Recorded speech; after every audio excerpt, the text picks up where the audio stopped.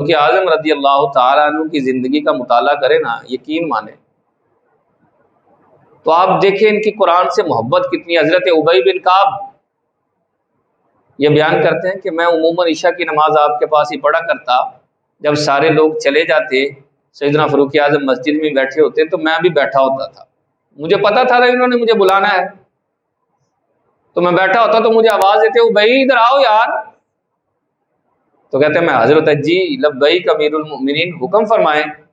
ابی یار میرا دل کرتا ہے کہ میں تم سے قرآن سنوں۔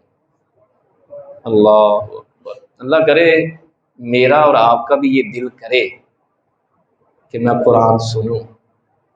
کہتے ہیں معمول تھا، بس اوقات ایسا ہوتا کہ آپ کئی سارے قراء یعنی قاریوں کو بلاتے، محفل ہوتی، 10 سپارے یہ قاری صاحب پڑھے، چلیں جی اللہ اکبر 10 سپارے پڑھے جا رہے ہیں، دوسرے قاری صاحب آپ 10 سپارے پڑھے۔ صحابہ کہتے ہیں اگر درمیان میں کچھ تھکاوٹ سی محسوس ہوتی تو آپ فرماتے ٹھہر جو ابھی تمہیں تازہ دم کرنے کا انتظام کرتا ہوں نا۔ نعت خان کو کھڑا کر کے کہتے چل بھئی آپ نعت مصطفیٰ سنانا شروع کر دے، سارے تازہ دم ہو جاتے، پھر کہتے چلو بھائی یہ قرآن کے 10 سپارے جو رہ گئے یہ بھی سن کر ہی گھر جاتے ہیں۔ کیا حسین منظر یار، کیسی پاکیزہ محفل۔ اللہ خیر کرے ہمارے ہاں تو جب قاری صاحب تلاوت کر رہے ہوتے ہیں نا محفل میں، ہوتے 2-4 آدمی ہیں اور وہ 2-4 بھی بچے ہی بیٹھے ہوتے ہیں، ہم نے آخر پہ آنا ہوتا ہے۔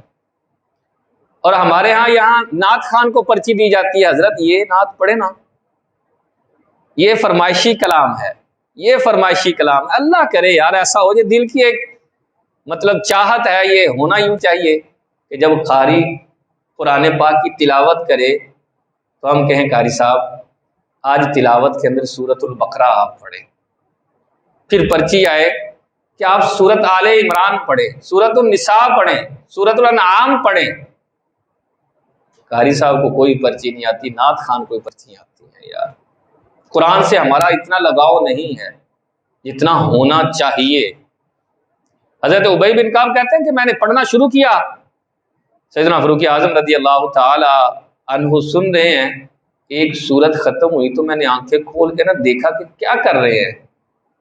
اللہ اکبر، کہتے ہیں کہ میں تھوڑی سی آنکھ کھول کے دیکھا تو ٹپ ٹپ آنسو جو ہے وہ گر رہے ہیں اور داڑھی مبارک تر ہو گئی ہے۔ کہتے ہیں پھر میں نے آنکھیں بند کی، میں نے پڑھنا شروع کیا، پھر اس وقت آنکھ کھلی جب اذان فجر ہوئی۔ اللہ، ساری رات قرآن پڑھا، کہتے ہیں لطف اتنا آ رہا تھا، قرآن پڑھنے میں مزہ اتنا آ رہا تھا، رات گزر گئی پتہ ہی نہیں چلا۔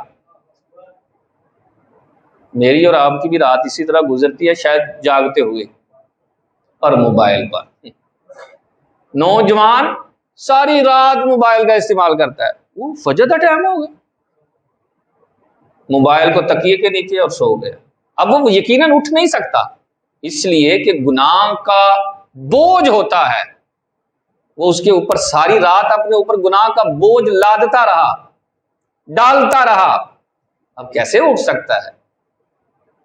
اس کی نحوست ہوتی ہے، اس لیے پھر کہتے ہیں فجر ٹائم نہیں اٹھیا جاتا یار، بڑی مشکل ہو جاتی ہے، نہیں اٹھیا جاتا، الارم بھی لگاتا ہوں، آنکھ کھل بھی جاتی ہے پھر بھی نہیں اٹھا جاتا۔ کہیں پیچھے یہ وجہ تو نہیں ہے کہ گناہ کا بوجھ جو ہے وہ اوپر ڈل گیا۔ اور قرآن سے سیدنا فاروق اعظم کو کیسے